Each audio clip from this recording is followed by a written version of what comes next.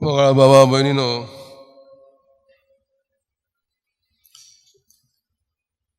आमचो महात्मा मोहनदास गांधी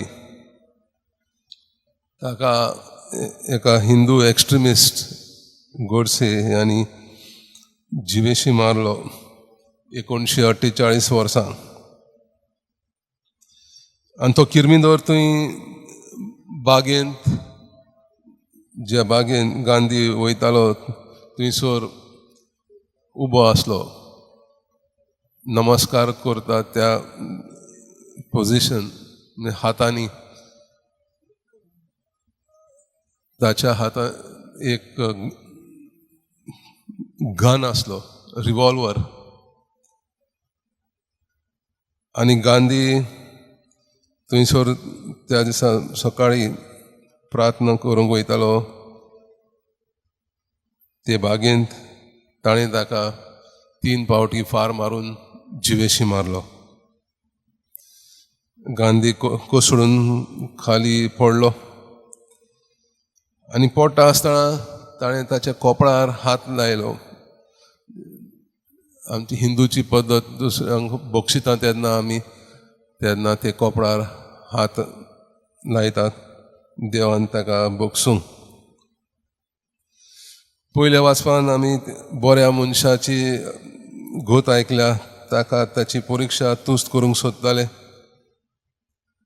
तीच भाशेन गांधीची परिक्षा केली, ताणें त्या मनशाक बक्षिलो. जायते फावटी आमकां दुसरी मनशां, वायट मनशां मनसुबी दिनात, आमकां आमच्या जिविताक दूख त्रास दितात.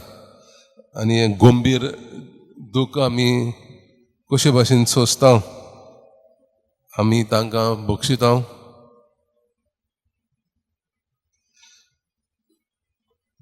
आमी गर्व गंभीर दुखान त्रासान सांपडटा तेन्ना दुसऱ्यांक आमी बोगसणें दिता की ना, नाजाल्यार 2 वायट मनीस आमकां सांपडटल्या, जो कोण बक्षिना आनी दुसरोय दूख त्रास दिता तो.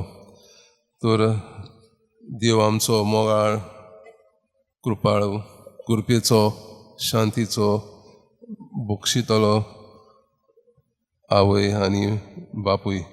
तर आमी ताची भुरगीं जाल्यार आमी एकामेकाक बक्षून एकामेकाक आदाराक पावून क्रिस्तांव म्हूण दाखोवंक गरजेचें.